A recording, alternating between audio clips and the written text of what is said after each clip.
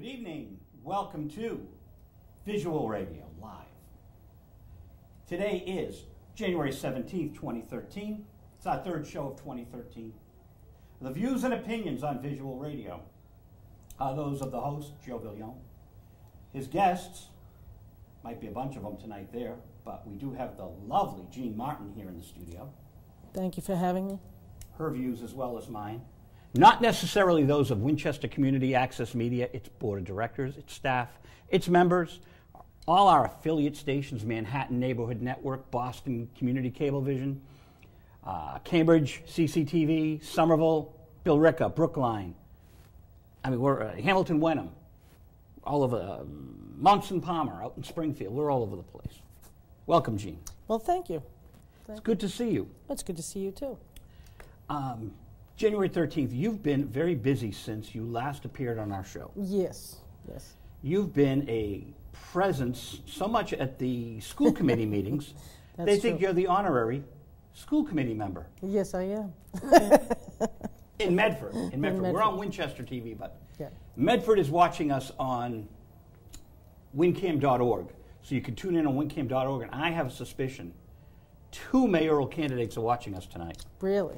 That's awesome. So hello to Anthony D'Antonio, John Byers, welcome to the show. You guys can call in if you want later. But school committee, so you've maybe been at 6, 7, 8 of them now? Yes, well, about 6, yep. Because, well, they meet every other week. They don't meet every week. So you're a citizen of Medford. Maybe you can answer a question for me. If the mayor's a chairman of the school committee and he's there every week, how come he, in 26 years, he's been at 1 city council meeting? 1. Because he doesn't want to be. He's camera shy. 11 years ago, there was a methadone controversy. He showed up for that. And he had a script, I heard. Probably. He was scripted, he read the script, and he bolted. Right, that sounds like, you know, what he would do. If I'm mayor for 1 year, can I ask you a favor? Can you shut the door? Thank you. Because I'm hearing people singing. And along with the voices in my head, that's difficult for me to think. Thank you very much. We have a studio audience tonight, which is always a lovely thing. Well, one of the things that I would like to do, one of the reasons why I showed up at the school committee meetings is because our high school needs a lot of repairs. It's a 40-year-old building. And 40 years. The high school? It's like 1972, I think. See, I think of it as modern because I'm so old. I remember the condos next to the Chevalier were the old high school. Yeah. So I didn't realize it was 40. Yeah, it's a 40-year-old building. Absolutely. It doesn't look too bad, but I'm sure the infrastructure is worse than what it looks like. Right. I mean, the wiring and everything, it's old. And it needs a total evaluation. And, of course, that costs money. But and I'm okay with spending money on that study. The mayor has paid out $700,000 for a study for a water taxi on the Mystic River. And $800,000 for a garage, which is a combination of $1.5 million. Yes.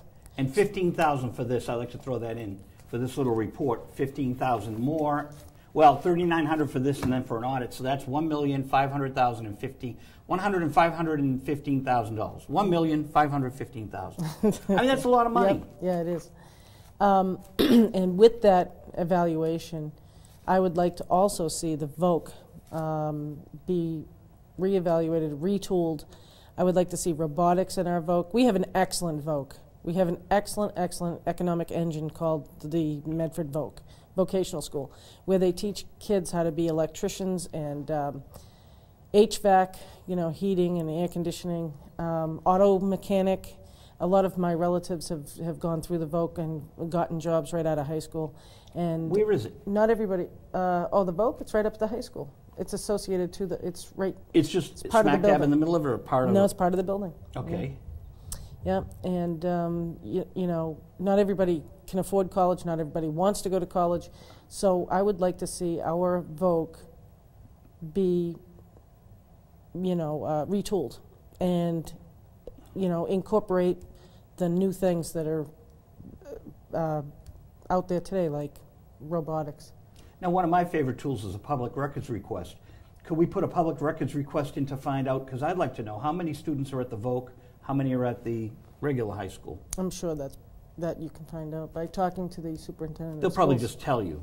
You wouldn't Yeah, have to be they- so formal as to put in a Freedom of Information Act. Right. No, yeah, I'm sure you could ask the secretary for of the superintendent to find out that. Because here's an idea I have for you. Since we're in the neighboring town, and since Richard Howard, the town manager here, did a phenomenal job, they say, with the Malden school system, I think it might be nice to put a public records request into Richard Howard and one into Christensen in Malden, and ask how much the studies were for the VOC here and the studies were for the VOC there. So we have these comparisons. Now, does Malden have a VOC? I don't know.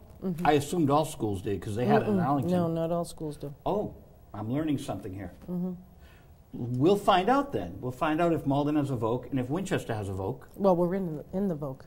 This is the VOC? Well, they have woodworking and they have. She's smarter than me. Then. I'm I'm assuming just a this. guest. I'm assuming this is the VOC because this area of the school has You the noticed in similar there. things that our VOC has. Okay. And I think Arlington, I went to Arlington High, so I'm pretty sure they have a VOC. So we could put public records requests into Arlington. And in other cities that have a VOC, I'd like to know what a study costs. So we go to Medford City Hall and say, you know, these studies you're doing, Your Honor, $800,000 is a lot for a garage, and I heard Beverly does $50,000 study. Even 50 is a lot of money to me. I don't know what the line item is for a study. 50 grand. I mean, 800 just sounds like what you pay for the product. Yes, it does. I mean, it's, but that's what the study cost for the garage. I mean, it's just insane. It's absolutely insane. But there's never any kind of quantifying it for the public. So we're just told these numbers, 800 grand, and no one knows that 100,000 had to go to the lawyers, Right. 50,000 to an accountant, that we know nothing. Right. Well, that's the job of the press. The press is supposed to find out that stuff for us. I mean, or, it would be nice if he put it online. But we don't have the budget online either. That's another, Our municipal budget is not online. Did you see a story was pulled off of the Boston Globe last week, a Medford story? Really? You didn't see this? No. An activist sent me an email saying this story is missing.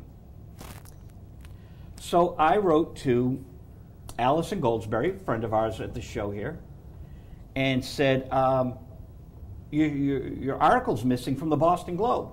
I'd like to hope it's not censored by the mayor because it was all about the city council meeting. Oh, the one with the ruckus? Yeah.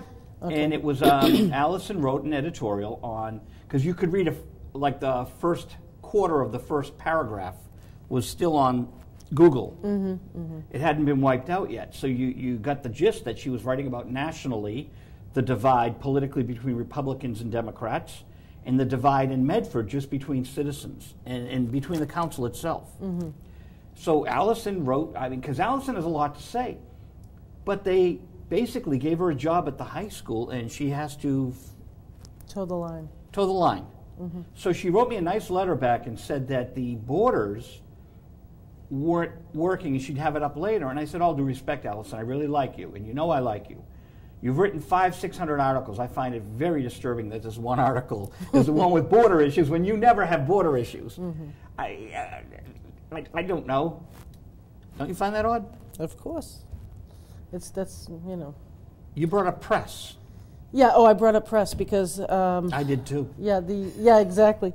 I think, they have a new person at the Patch, Jake, I believe his name is. Jake's from Somerville.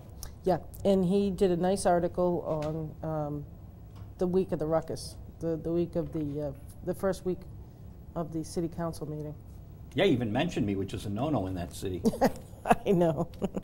He did a good job. He did. He said it exactly how it happened on the Medford Patch. Poor Winchester people are listening to the Medford news. But No, I think it's good that people get to hear this. So what's your take on, say, the school committee and then the council and how they both conducted themselves? I think the council...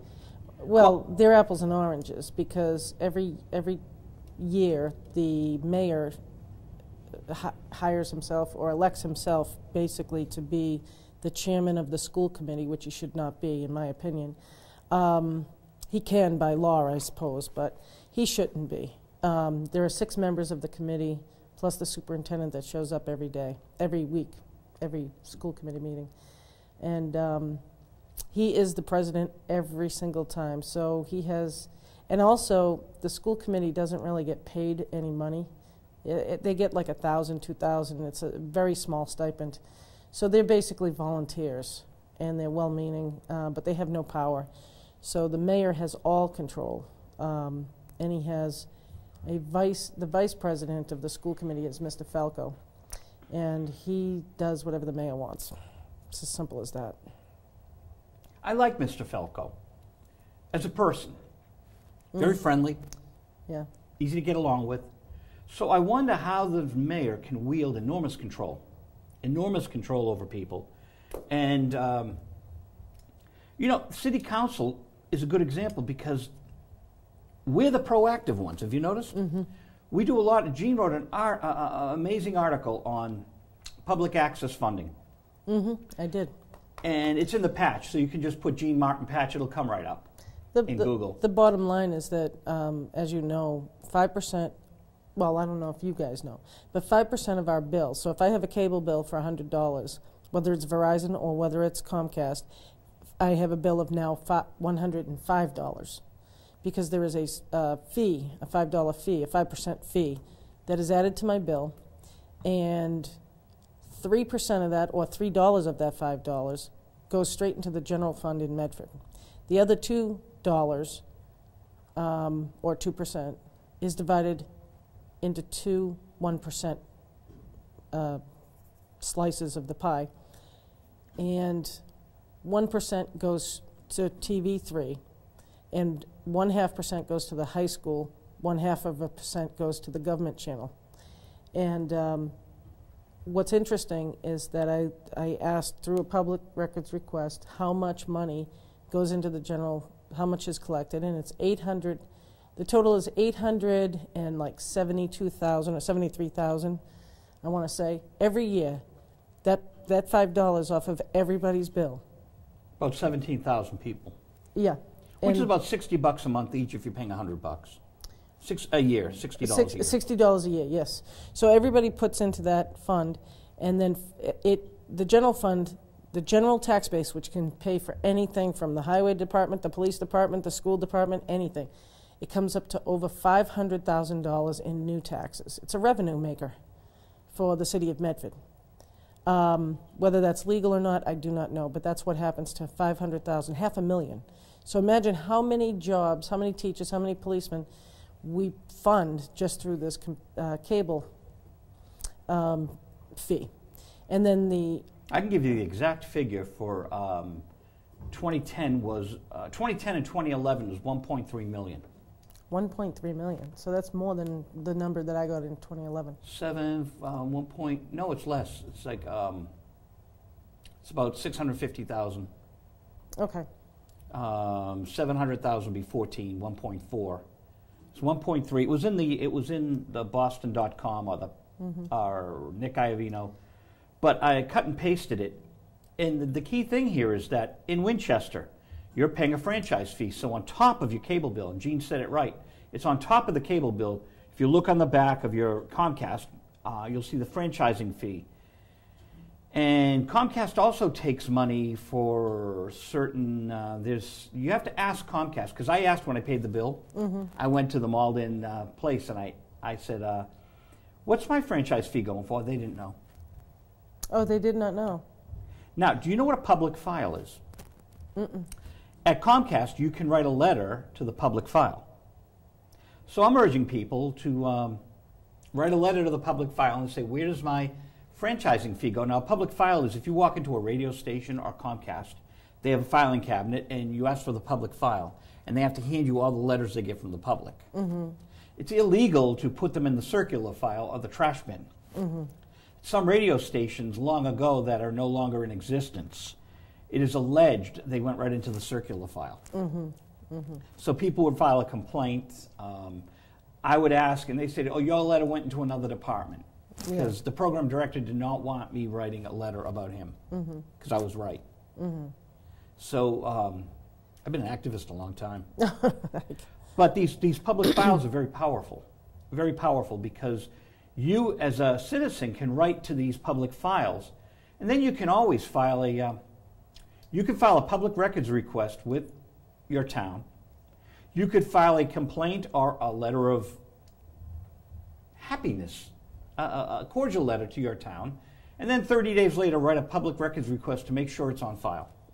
And that's what I do sometimes. I send a letter and then I send a public records request to know they got my letter and it exists, and they can't throw it away after you do that. Because, you know, so watching what you're doing and being the watchdog of what you're doing, because you just don't want that stuff to disappear. Absolutely. So to finish that thought, $183,000 a year goes to our public access channel. Which right now is off the air for till the 22nd. It's really sad. They just show these reruns of what they just show. We Are the World is playing. Yeah. Did you know that? I don't know what We Are the World is, but We Are the World is the Michael Jackson song for the. Oh, that one, the one where everybody gets together. Yeah, with. All the movie stars and singers. Yeah, and, singers. you know, Kenny Rogers and all these great people. But it runs relentlessly on TV3 Medford. They have very little programming. The sewage has backed up into their station. Oh, yes, I heard about that. So the TV station sewage has backed up into under Congressman Markey's office. So I filed complaints with Congressman Markey and said, what's going on here? And at your congressman's office in the basement, there's sewage backing up whenever there's a storm. This is not what you want in the heart of Medford Square. Used to be a restaurant upstairs. I mean, that's the kind of thing that's, I don't like it. And because it's repeated. It's repeated. It's not just one incident. It just keeps happening and happening. Right. So the access station's off the air till the 22nd. It doesn't matter whether it comes on or not anyway, because there's nothing on it. Well, newsflash, I was told by a very good source that the mayor, when he did this report, had actually no intention of putting a new access station together for the community. His idea was to shut the whole thing down. And the mayor wanted to follow what California was doing, shutting access down, which would mean you wouldn't have this show. And whether you like this show or not, I'm here to tell you that if you live in Winchester, you can come down to WinCam and do what I do. So if you want to talk about the great job Richard Howard's doing, or if you're not happy with him, come down and talk about it. Now, I had the honor of videotaping a town meeting here.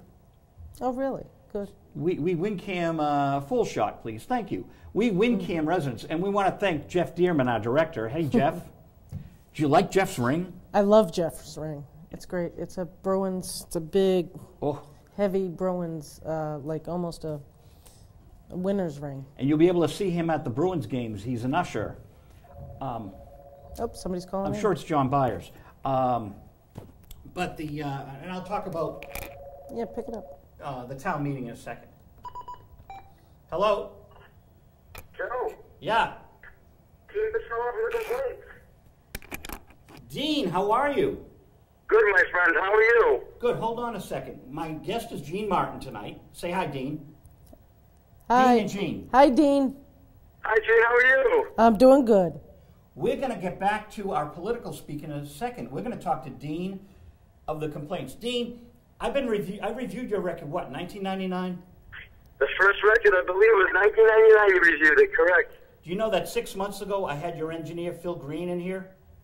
Really? How's Phil doing? Well, he's an old dear friend, and we worked on the Buddy Guy project in 1986.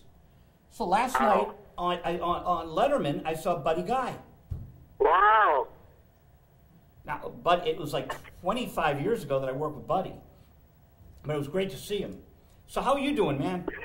I'm doing great, man. I'm doing great. That's a riot that you talked to Phil. I mean, I was just starting out back then, and he taught me a lot about recording and studio stuff. So that was a great experience, and I kept in touch with Phil. He's a great guy. Well, he did Beaver Brown, he did New Kids on the Block, and then I brought Buddy Guy in, and that blew him away because Buddy Guy, was just such a legend. But back then, they were all guitar heroes. Phil's a guitar player. Absolutely. Phil was on Warner Brothers Records with a band called Sparrow, back in the dawn of time, before my time. Was it Sparrow or Swallow? I always got them confused. Swallow. I got Bluesheimer's. Don't mind me. I know these. I've reviewed the records. Swallow. There you go. Excellent. And the lead singer was the blind guy. Right. The blind guy. I know him I know his name like the back of my hand. It's Bluesheimer's. And they were playing around the same time as kind of Jay Giles and Aerosmith and all that stuff, right? They were, and they had these 2 albums out on the major label. And, you know, Phil had a shop, but he became an engineer and a very, very good one. Yeah, he's terrific. You know how I met him? No. I was managing the Rolling Stones producer, the late Jimmy Miller. Wow. We were at Bunratty's. For many years I managed Jimmy. We're at Bunratty's, and Phil Green comes up to me and he goes, Joe, bring Jimmy to my studio. You got a free day of recording. I said, free day of recording? I'm there.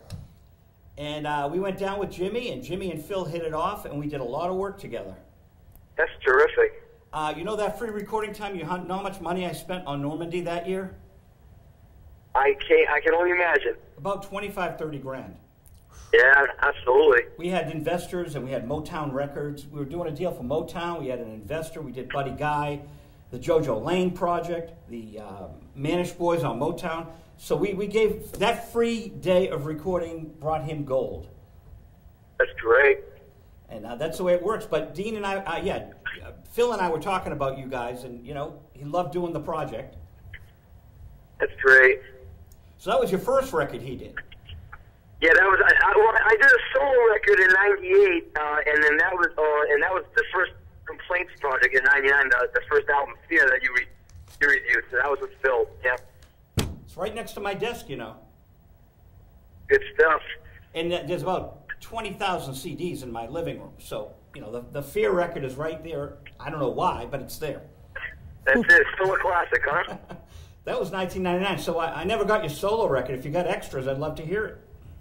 Yeah, you know, I believe it or not, they're out of print, but it is on iTunes. But I could also download something for you and get you a copy for sure. So my big question to you is, where are you touring? Because you have an amazing schedule. Yeah, we're everywhere. We're taking off tomorrow for Vermont for a few days. The following weekend we're in Maine, and then the next weekend we're doing a little stint in down in New York City, Washington D.C., North Carolina. So yeah, we're keeping busy. You're out of your mind. You realize that? Yes, I am. I couldn't do it, Dean. I'm impressed. I take my hat off to you. That's a lot of mileage. Mm-hmm. Yeah, we I'm lucky because the band we've been together. You know, you just said it, going on 14 years, 15 years. So we kind of grew up together, and the guys are real loyal, and they like to travel, and you know, we're always writing new stuff. In fact, great, and we actually just another brand new single just came out on iTunes. Called Southside Suicide, so I'm going to send you a copy of that next week too. And you know who's been playing you is Doug Mascot at WMWM. He'd love you to come in and you know, play live if you want, or just come up and do an interview. Yeah, we'll have to line that up for sure. In fact, our director has a show right here where you can play live in the studio, and Jeff Dearman is in the other room. He'd love to have you on his music closet. Cool. So. You know, that's what we do here. We just have fun, Dean. I don't want to keep you on the phone too long. I just wanted you to call in and give us your schedule. Yeah, no, absolutely. I appreciate it. I appreciate it a lot, my friend. Yeah, it's good to hear your voice. And boy, just safe driving, because that's a lot of road work. I will, my friend. I'll be sending you some new music, and I appreciate all your help. Oh, one other thing. If you can videotape some of these shows, that'd be awesome. Say that again? If you can videotape your shows and upload some to YouTube, we'd love to watch them. Yeah, there's a few. If you go to YouTube, there's some pretty decent ones. In fact, we just posted a new video. The new song we just recorded, we actually mixed it in Los Angeles with Chris Lord-Alge. Wow. Yeah, and there's a great video of we're listening to the final mix, and it's the whole band and Chris kind of listening to it and rock it out. So if you go to YouTube and you type in 3 separate words, Southside Suicide, which is the name of the new song, it's usually the first thing that comes up. You'll see us. It's pretty cool. Oh, and who did Chris Lord-Alge work with? Oh, my goodness. If you look it up, it's everything from from Paul McCartney to he just won a bunch of Grammys for the last 3 Green Day records. You know, he's done everything. He's been around. You know, he's been working. He's in LA now, but he's been working since the 80s in New York. I mean, he started off as a kid.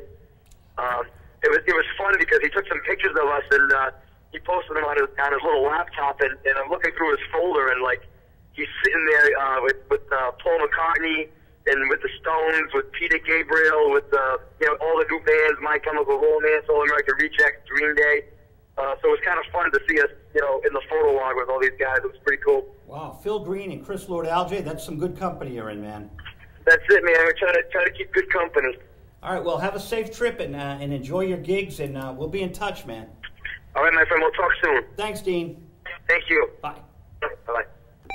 So my guest, Stephen Lee Bieber, Yeah. canceled out. He didn't cancel, postponed till next week.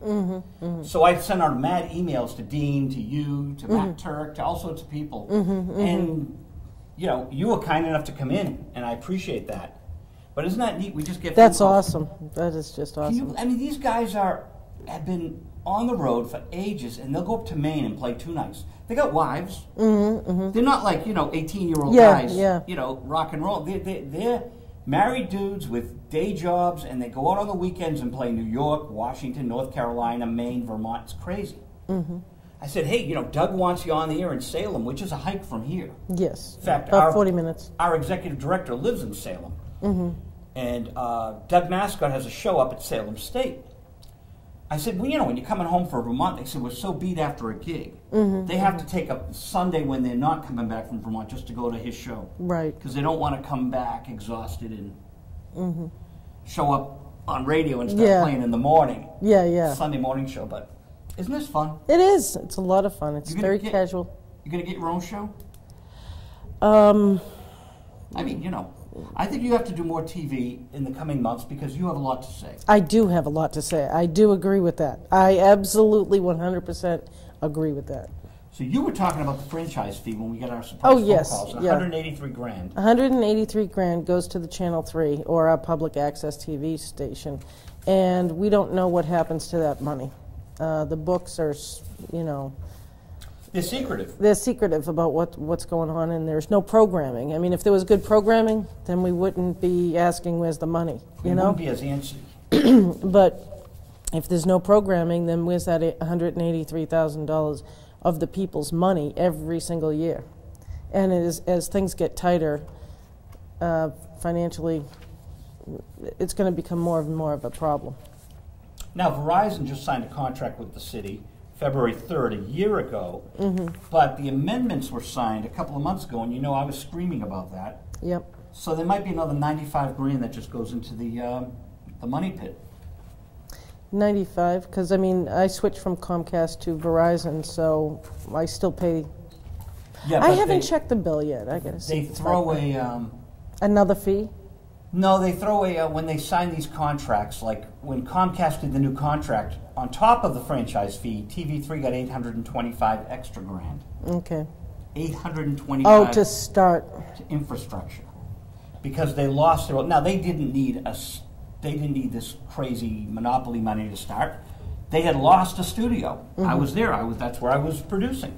They lost a studio, so you have to wreck what you built. Gene, where's that equipment from the old studio? I have no idea. Where's the equipment from the TV3 van? You have no idea? I have no idea. I have an idea, but you better not since say. we're on TV, I'm not going to say what I know is probably the truth. Well, yeah. But the TV3 van itself, now the city co-owns. I don't know how Winchester works, but the city of Medford co-owns the equipment. Yes, we do. It's in the contract. TV3 van, when it was emptied, the city got this empty, no-good truck to throw in the DPW yard. Is that what they did with it? That's what I believe. That's what I heard, allegedly, because I don't know, but I heard.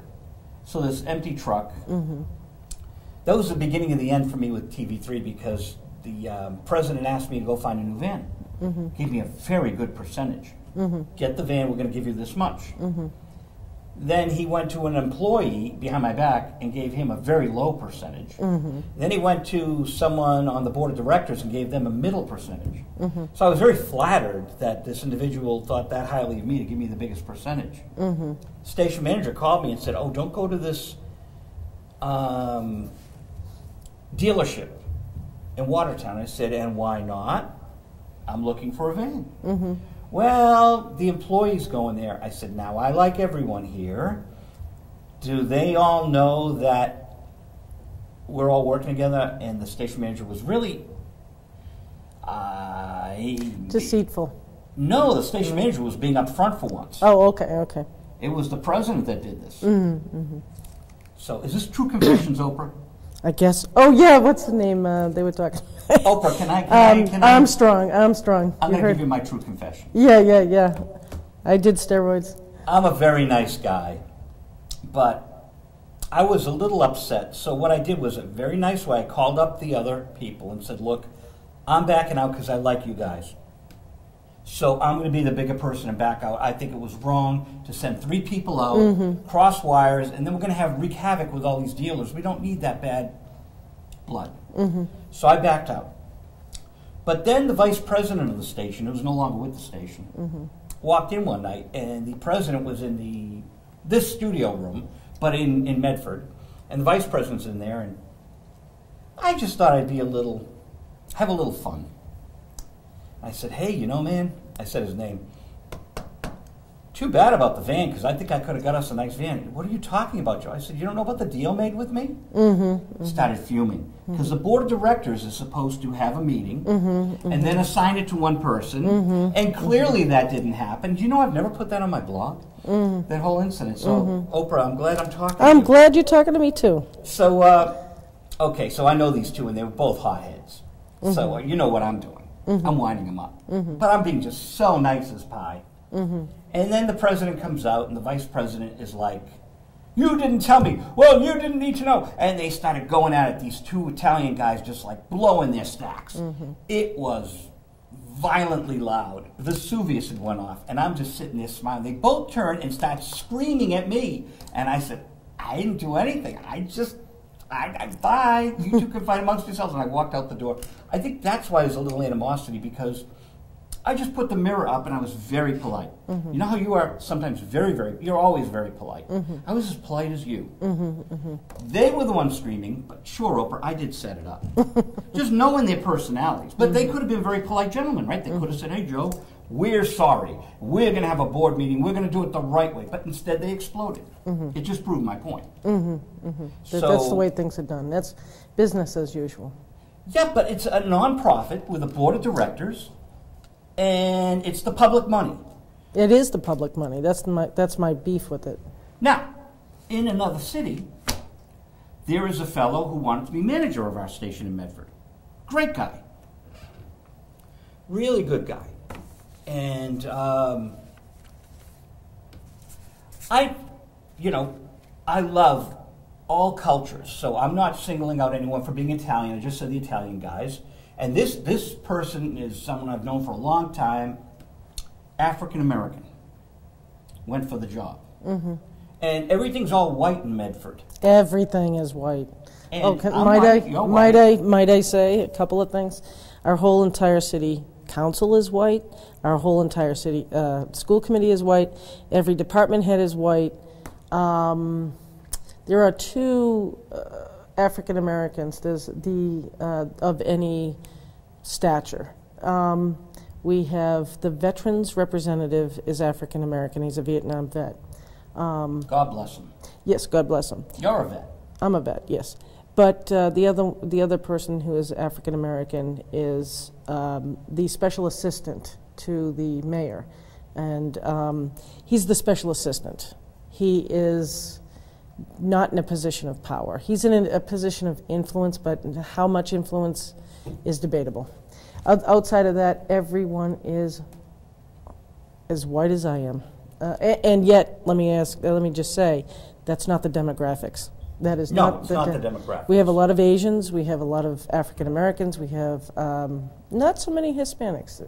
We don't have the number of Hispanics that you would think of an urban area. No, but we do have a rainbow coalition. Yes. And the term rainbow coalition, people, I'm going to specify, it was Jesse Jackson, all encompassing everyone, you know, African Americans, Asians, gays, the whole spectrum of humanity. That's what Rainbow Coalition meant.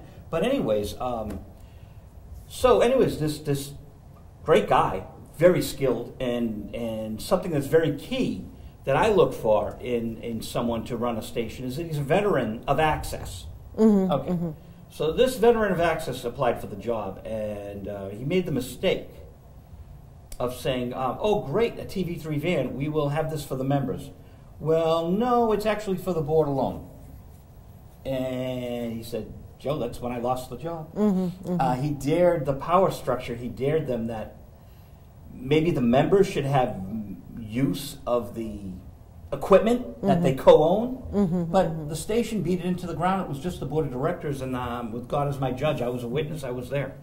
And another point is that all our boards and committees are, except for one, is all white. There's one board that has to do with arts and culture. That On the has Human Rights Commission. That has an African American on it. The housing board, although the state is going to change the housing structure. Well, did you hear the governor's speech the other night? I've already blogged it, but the state isn't going to do it yet. The governor wants to. Right. It has to go through Right, Maldonado. through channels. Yeah, it's going to go through the channels. Bartoleo. What they're going to do is they're restructuring the housing boards. There's like 351 communities in Massachusetts, something like that. There's 240 housing boards. So not every city has a housing board, but Medford does, I'm sure Malden does, all the urban areas. But when you get out more rural, they sort of have like one housing board for 3 or 4 cities or towns, actually towns. So, and he is going to turn it down to what? He said 6 boards and committees. But currently, our housing board is all white. Now, that's not to say that they're not caring people. It's just that in housing units, I know for a fact that there are lots of African Americans and people of color that are in the housing structure, in the housing system. And they have no representation on the board whatsoever. I mean, it's just one thing after another. The school department's the same way. Well, you want to hear something really absurd? You know, 2 wrongs don't make a right, do they? 2 wrongs don't make a white. and I'm going to explain my joke. In the Medford Transcript, the president of TV3, when chastised for having all white men, there's no women on the board right now. TV3? Yeah. Right. African American friend of yours and mine. Yeah. She was chased away. She was chased away, and she literally said that she felt that there was literally prejudice against her. Oh, absolutely. As an African American. Caucasian middle-aged woman who was chased away. So now there's all guys on the board. But the president of the station said to the Medford Transcript, "Why doesn't the mayor appoint an African American woman to our board? The city council is all white. 2 wrongs don't make a right." So because you have a board that doesn't reflect the diversity of your community, you're blaming the city council, which is elected. At least they went for election and anyone could run. But you appointed 1 class of citizens, 1 gender of citizens. I mean, you know, I'm a white male, but still I want reflection, I want diversity. Because crop rotation, term limits, these are the things I've been cheering about. Do you know what my TOTA means? TOTA? TOTA is my acronym for, and I started this in 2005. Transparency, oversight, term limits, and accountability. Oh, I like that. That's why they came at me with such a ferocity and a vengeance. Because I dared ask for transparency, oversight. Transparency is just putting it out there. But the end of it, see, I start with transparency, but the accountability part is, well, now you put it out there, but at the very end, we want to know what you did with it. So tell us what you did, and then identify it line by line. So that's not a lot for people to ask when they're forking over millions and millions of dollars. So are you mad at me for asking for TOTA? No, I'm pro TOTA. So maybe for the coming election, when I talk to our wonderful mayor, maybe I'll change it to total. I'll have to find an L. Yeah, total. Yeah. Litigation. Litigation. TOTAOL. AOL. Accountability or litigation. I think that's over the top, but yeah. Well, the point is to have fun with it. Yeah. And to have these short little burst But soundbites. I like the idea of accountability, and I like the idea Term of limits. Term limits, yeah. Especially at least on the city council, because we have the same president that we've had for the last couple of years.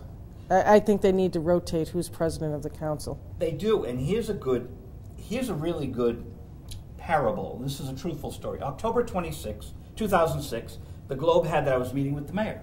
So I met with the mayor and Richard Lee. Remember him? Yes, I do. He was the budget director before Stephanie. Okay, so Richard Lee's in the meeting, and myself and Mayor McGlynn. And I said, well, Your Honor, TOTA is what I'm pushing. And I want term limits. Oh, term limits. How can I ask them for term limits? I said, easy. They're a nonprofit. You're not. You're elected. I found, fine. There's a big difference, Mayor McGlynn, and I still believe it. You can get away with not having term limits to a degree, because at least you put your neck out there on the line.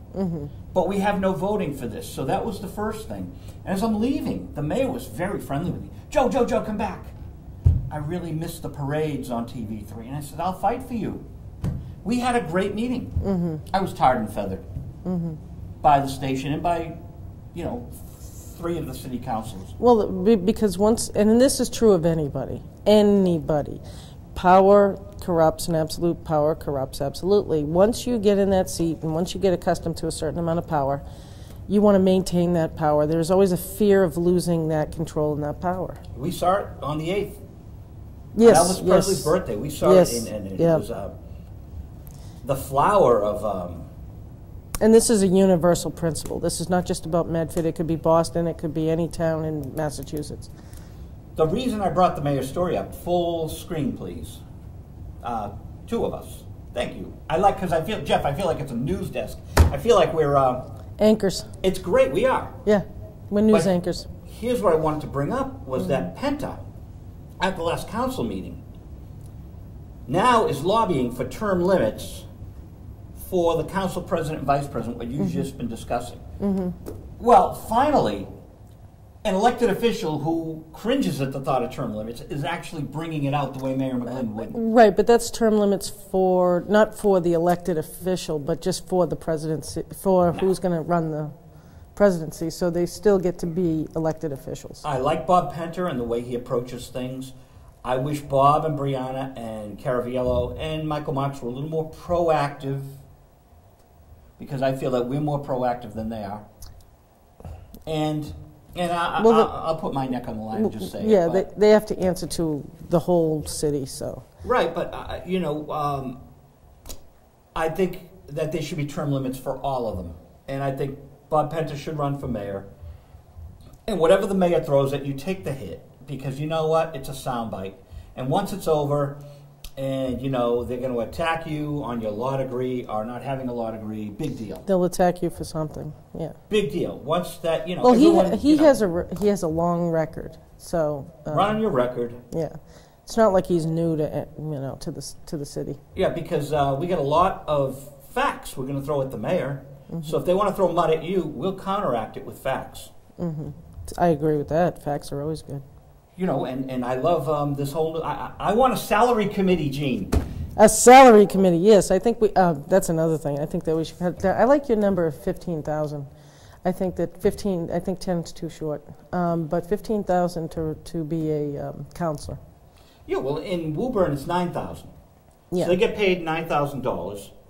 Oh, I took my mic off. Jeff, my vocals all right in there? I'll just put it here. But Woburn, I think it's $9,000 and maybe $10,000 for the council president. Yeah. The mayor's getting $73,000 K, Scott Galvin. Yeah, our mayor gets too much too. I got a question for you, Gene. But he also gets something for the school committee, which he should not be the chairman of the school committee. He gets an extra, I don't know, $10,000, $12,000 a year to be the chairman of the school committee. Can I ask you a question? Mm-hmm. Who's the mayor of Everett? I do not know. Curtatone is Somerville, is that correct? Possibly, I guess. I see the bumper sticker for Curtatone, so I don't know. And I know Richard Howard's here because I watched the Malden, and I wrote for the Malden paper, so I know Howard's here, and he's a good friend of Mayor McGlynn's. I bring it up because people don't know the mayors of, if Plymouth is a city. I don't even know if Plymouth is a city. No, it's got to be a town. Plymouth Yeah. City? I But, don't. you know, even the selectmen in Plymouth and Situate and Stoneham, I don't know the selectmen in Stoneham, it's right up the street. So people outside of their own neighborhoods don't really know who the mayor is. Well, let me ask you this. You could go up to people in Medford and say who is on the council, and they wouldn't know. The city council. Yeah. A lot of people don't pay attention to their local politics. And that's a shame because it is the environment that they're living in. Now, people would know Mayor McGlynn because he's been there for 26 years. I mean, you'd have to live under a rock not to know who the mayor of Medford is. And he pushes the promotion button every day.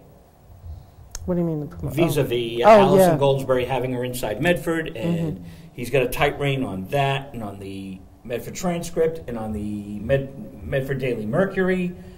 And to a degree, he had Jarrett on the fence. Jarrett was like the kind of Rick Caraviello of the news writers. But he was leaning a little towards McGlynn, and now he's at the Globe, and I think the Globe is a funny animal because McGlynn has definite power there with the editorial board. Absolutely, he does. But I think some of the writers, Kathy McCabe and Andrea Estes, I think they're their own island. I think Estes and McCabe, they're their own people. They don't listen to the chatter. Because McCabe had one article on TV3, and the editorial was in direct conflict with its journalist. So the editorial opinion was so skewed. And the hard journalism from the reporter, Kathy McCabe, and it was also Travis Anderson. Anderson and McCabe did a great job on the judge's evaluation back in 2008 when the hearing was, and then 2009 when the report came out a year later. You find that odd? Of course. This was due December 5th. December 15th, 2009, this was due. Came out August of 2009, and I'm the reason why. We won't go into it, but they didn't want us to have this. They didn't want me to have this document. Of course not. So the mayor just kept kicking the can down the road. Now, if the mayor were to close down TV3, would he then also give us our 5% franchise fee back? No, he wants the money. He wants to of do what course he wants the California's money. doing. So he wants the money, but he doesn't want the TV station. But there's another elephant in the room, which I'll explain to you. You might not know about this. The cable providers, and I was at a hearing back in '95 at it was called the DTC or something, but now it's the Department of Telecommunications and Cable. Now it's the DTC. It was something else. I went there with Patron. Patron was the commissioner. And one of the lawyers just looked at Comcast, Media One, and the woman was like, "We don't want this franchise fee." And he goes, "It's like 0.5%. It's like $100 million when you're like a multi-billion-dollar company. It's nothing." They see it as money they want to grab somehow. So the cable providers, Verizon, Comcast, RCM, all of them, there's a bunch more out there. They all want this franchise fee. Oh, if the consumer is going to pay that, why can't we have it? And it's kind of crazy. Well, if we don't have TV3, then I want my money back. Now, we've got 11 minutes left, and here's what I'm going to talk about. I think that Robert Hilliard, a great writer, has a book out called Low Power Television. Bob's down in Florida now, but he was a guest on my show back at TV3 in 1998, 99. Low Power Television is this sleeping giant. Let me give you an example. Let's say that Verizon gets its way at Beacon Hill. Every year, Verizon goes to Beacon Hill to try to shut down What We Do Access. And they lose. Even Comcast fights them because Comcast right now has all those contracts, so it doesn't want Verizon to get its way right now. Okay. But at a certain point when those contracts run out, Verizon and Comcast, this is my opinion, my theory of what they're doing, they're all going to want to shut down access. Now, the access stations that can bundle, WinCam joins up with Stoneham and Woburn, and we have like 5 communities. Okay. Okay? We bundle. And then we become LPTV, low power television. Now, we get on either as a nonprofit that's privately funded, or publicly funded, but a nonprofit, or we become a commercial station, low power commercial station. Then you wouldn't have freedom of speech, though. Because, Sure you would. well, I think that if you had the commercials, a lot of times the commercials will tell you what you can and cannot say on TV. I hear what you're saying. Jeff, would you mind getting the door? Because I'm hearing an echo. I feel like Oz, the great and powerful. Commercials can't dictate it, but as long as you do... Thanks, Jeff. He's great. He's just an absolutely great director. Jeff Dearman. He's a dear friend. He's the dear man. Commercials, if you do what PBS does, PBS gets away with being themselves and not letting the government funding change it, not letting the Republicans rattle them. I wish that community TV could be like PBS. It should be like PBS. Well, we could... I mean, talking to someone who's been doing it a long time, I might know nothing, but I've been in it a long time, so I know a little bit. I think we, the people, can... Because they have sponsors. I mean, they take money from corporations, right? PBS? It's really and yet gray area advertising, the way they're doing it. Yeah, and They've changed. They're not doing it the way they did in the 60s. Okay. Brought to you by a sponsorship from oil company, you know? Yeah. It was that quick. Now it's almost a 60-second, 2-minute soundbite. In between shows, it's not offensive. Yep. But it's advertising. It's advertising. In a subtle way. And it helps pay for the TV programming. But even in the dawn of television, when they had those old products that they were selling, yes. The quiz show was sponsored by a pharmaceutical. Right. So or Texaco or some oil company, right? But so we can institute these changes, Gene, and I'm looking at any angle we can take to enhance access, to make it more accessible to all the people.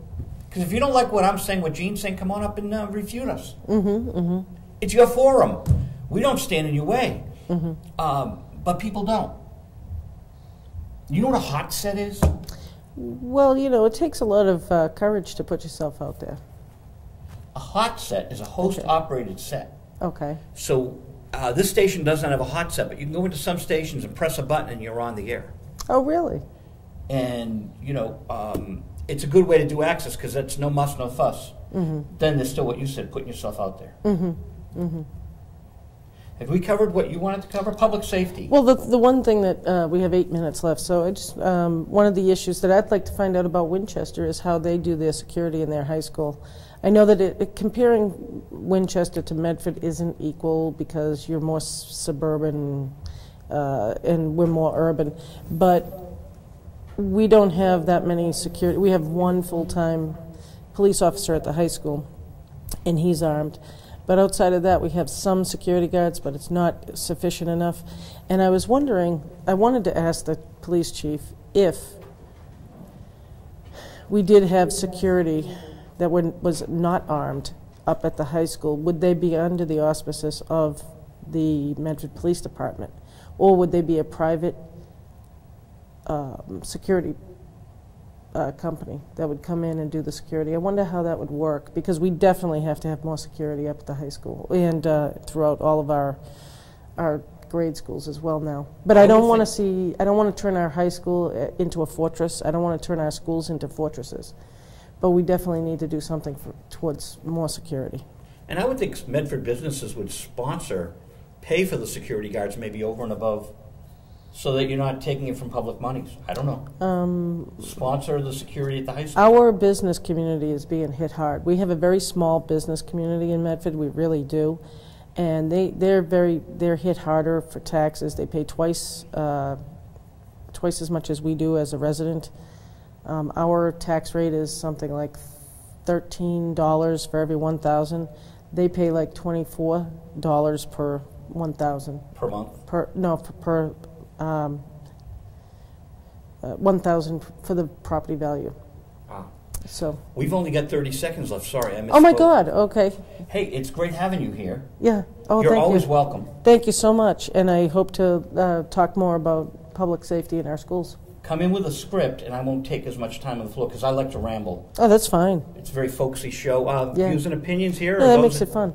Gene Martin and Joe Vig. And thanks, Jeff Dearman. Thanks, Judy Kellerman. Thanks, Sean O'Brien. David Gauthier.